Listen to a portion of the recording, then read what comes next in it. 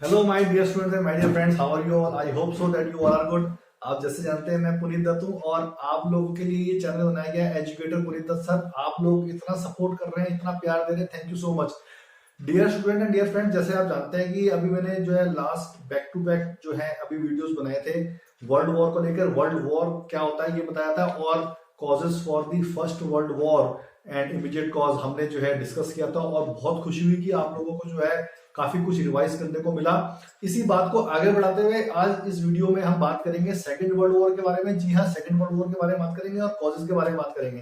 तो दोस्तों अब हम जैसे देखते हैं कि हम पहले फर्स्ट वर्ल्ड वॉर की तरफ ही जाते हैं और देखते हैं एंड ऑफ वॉर। देखो शुरुआती टाइम में तो जर्मनी जो है काफी अच्छा जीत रहा था, आगे बढ़ रहा था, बट जब जैसे ही एंट्री ऑफ यूएस होती है तो हम यहाँ देखते हैं कि अलाइड जर्मनी को हरा देते हैं। जी हाँ दोस्तों, जर्मनी को हरा देते हैं और जर्मनी जब जैसे ही हारता है तो एक 1919 को, याद रखना 1919 को जो है एक ट्रीटी ऑफ वर्सेल्स साइन हुई। Yes, treaty of Versailles sign हुई बिटवीन जर्मनी एंड अलाइड। और उस ट्रीटी के अकॉर्डिंग, उस ट्रीटी ऑफ वर्सेल्स के according Germany was declared as guilty of war. Yes, Germany को जो है पूरा का पूरा जर्मनी के ऊपर ब्लेम डाल दिया गया, जर्मनी को जो है गिल्टी ऑफ वॉर घोषित कर दिया गया। जो आप समझ सकते हैं कि खाली जर्मनी तो दोषी नहीं था, दोषी तो और भी थे, बट कहते हैं ना जिसकी लाठी उसी की भैंस। तो यहां पर हम कह सकते हैं कि लाठी अलाइड के पास थी और जर्मनी को जो है पूरा घोषित कर दिया गया था गिल्टी ऑफ वॉर। और इस वजह से जो है जर्मनी को जो है had to compensate a huge sum, बहुत ज्यादा जो है पैसा अलाइड को देना पड़ा और उसको फोर्स किया गया। साथ में उसको फोर्स किया गया, Germany was force to demilitarise itself. उसकी सेना बिल्कुल जो है खत्म कर दी गई और उसको बिल्कुल क्रिपल्ड कर दिया गया। उससे रिसोर्सेज उसके ले लिए गए, उसके जितने भी उसने जो है एरियाज ऑक्यूपाइड करे थे सारे उससे ले लिए गए और जर्मनी बिल्कुल जमीन पर आ गया था, बिल्कुल गरीब मुल्क बन चुका था।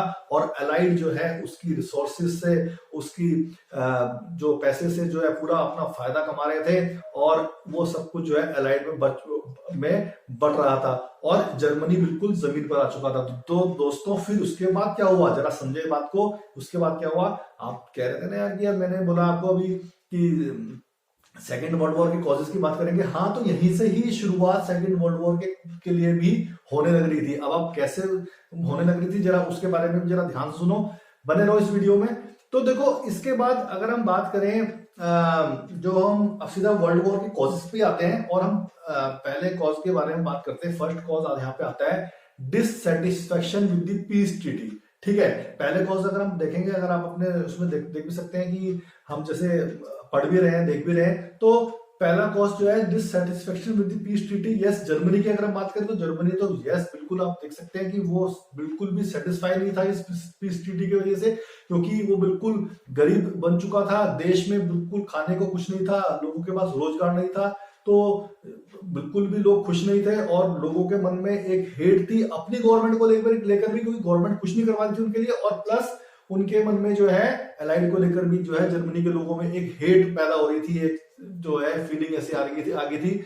और दूसरी तरफ अगर हम बात करें एक और मुल्क के, मैं जरूर बात करना चाहूंगा यहाँ पर, आप बात करते हैं dissatisfaction with the peace treaty in Italy also. अब इटली की बात करें, इटली के साथ क्या हुआ, इटली ने तो यार अलाइड का पूरा साथ दिया था और हम देख सकते हैं फर्स्ट वर्ल्ड वॉर में पूरा अलाइड का साथ दिया। बट दोस्तों इटली ने साथ तो दिया, बट हुआ क्या, एंड में जब पावर शेयरिंग, सॉरी जब एंड में जब प्रॉफिट शेयरिंग की बात आई तो कुछ इटली को नहीं मिला और इटली भी गरीब हो गया। ठीक है, तो इटली के पास भी कुछ नहीं था, वहां पर भी एक इसी तरह का माहौल बन रहा था, एक हेट थी। और इसी हेट की वजह से हम सेकंड जो रीजन की बात करेंगे, ध्यान से सुनना। जब हमने देखा dissatisfaction with the peace treaty, आपको समझ में आया जर्मनी में हुआ और वही इटली में हुआ। इसी डिससेटिस्फेक्शन के साथ वहां पे हेट जो पैदा हुई और इसी हेट का फायदा उठाकर जो है लोगों को जो है आप अपने फेवर में कर जो है हिटलर जर्मनी में उठा। जी हाँ, जर्मनी में उठा और अपने फेवर में लोगों को किया। वहां पे उसने नाजिज्म चलाया,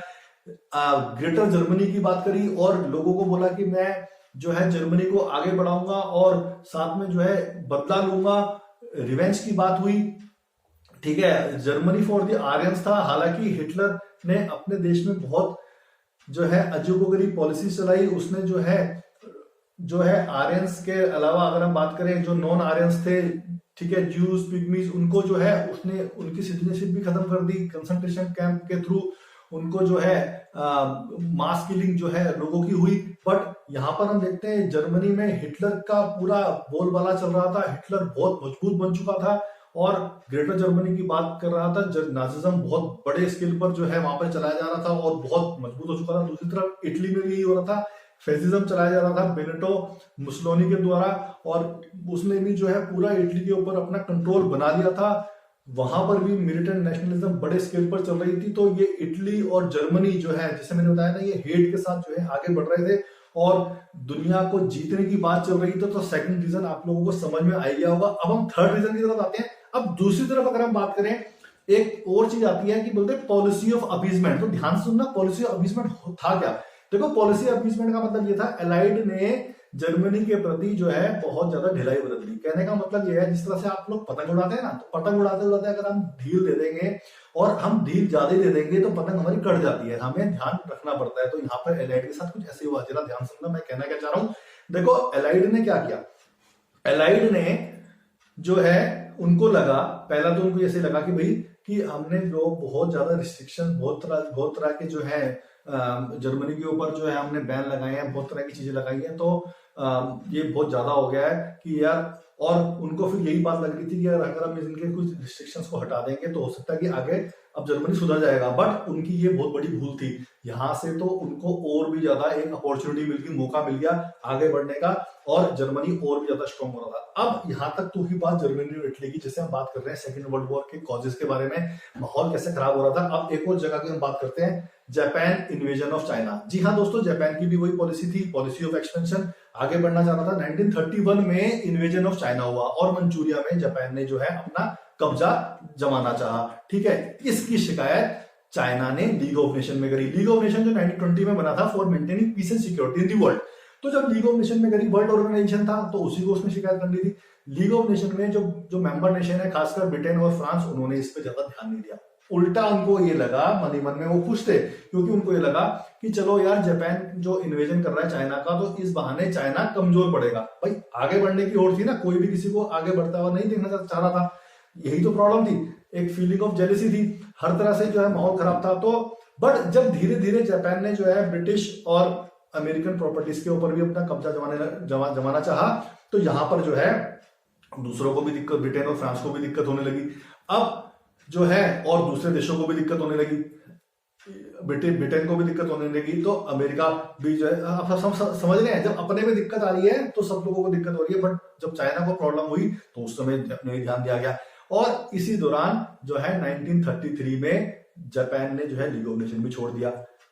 next reason friends, dear friends and dear students, यही आता है, failure of league of nation. अब देखो, लीग ऑफ नेशन की अगर हम बात करें, जब छोटे छोटे मुल्कों की बात आई, जब छोटे छोटे देशों की बात आई, ठीक है, तो लीग ऑफ नेशन की बात सब लोग सुन रहे थे, ठीक है। बट जब बड़े देशों के कोई बड़े बड़े मुद्दे आने लगे, जो बड़े देशों की बात आने लगी, तो वो देश एक दूसरे को आंखें दिखाने लगे। कहने का मतलब है कोई बात नहीं सुनने लगा। जब इस तरह का माहौल हुआ तो धीरे धीरे लीग ऑफ नेशन वीक हुआ और वो फेल हो गया। फेल किसमें हो गया? In achieving its aim of maintaining peace and security in the world. अब दुनिया में जो एक ऑर्गेनाइजेशन था सबको रोकने के लिए, नो ऑर्गेनाइजेशन वाज देयर। जैसे क्लास में कहते हैं ना यार, जब तक टीचर होता है तो बच्चे शांत रहते हैं, ठीक रहते हैं। कोई ना कोई हमको चाहिए जो हमको गाइड करता रहे, हमको जो है एक डिसिप्लिन में रखे।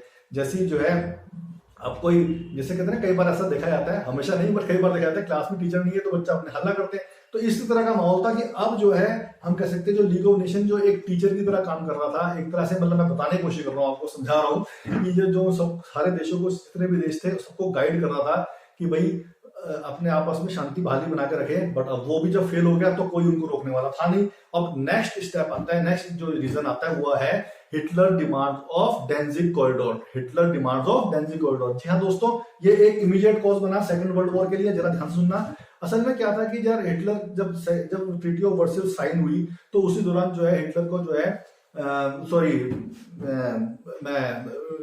मैं एक बात क्लियर करना चाहूंगा। जब ट्रीटी ऑफ वर्साइल्स साइन हुई तो जर्मनी को, हिटलर तो उस समय नहीं था, तो जर्मनी को जो है डेंजिग कॉरिडोर छोड़ना था, ठीक है। अब क्योंकि according to terms and condition, और वो जो डेंजिग कॉरिडोर था वो पोलैंड के पास चला गया था। कनेक्टिविटी पोर्ट जो कहते हैं ना, कनेक्टिविटी के लिए जो है वो पोलैंड के पास चला गया, ठीक है। अब हिटलर उसको डेंजिग कॉरिडोर को इसलिए चाह रहा था, ध्यान सुनना, क्योंकि सो दैट वो इजीली जो है ईस्ट पुरेशिया से जो है कनेक्ट कर सके। बट जब हिटलर ने ये डिमांड रखी, उसकी डिमांड ऑब्वियस है पूरी होती हुई नहीं दिखी, और उसने फिर सीधा सीधा क्या करा, 1939 में 1 सितंबर, ध्यान सुनना, 1939 में जो है पोलैंड के ऊपर हमला बोल दिया। जब हमला बोल दिया तो फिर आप समझ सकते हैं कि दूसरी तरफ से भी दूसरे देश आ गए, और जो है ब्रिटेन, फ्रांस, सब लोग आ गए, और इस तरह से आप कह सकते हैं कि वॉर ऑन हो गई, और ये इसने सेकंड वर्ल्ड वॉर की शक्ल ले ली।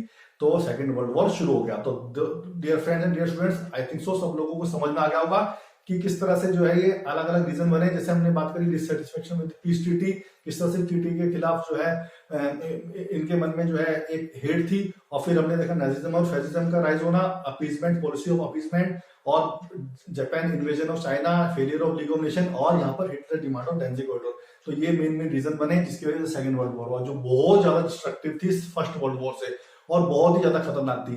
तो आई थिंक सो आप लोगों को सबको मजा आया होगा, और समझ में भी आ गया होगा, रिवाइज हो गया होगा। आगे भी आऊंगा मैं नए नए वीडियो लेके, तब तक के लिए अपना ख्याल रखें, अपने पेरेंट्स का, अपने आसपास के लोगों का सबका ख्याल रखें। Thank you so much for watching. God bless you all. जय हिंद, जय भारत, जय हिंद, जय भारत, जय हिंद, जय भारत, जय हिंद, जय भारत, जय हिंद, जय भारत, जय हिंद।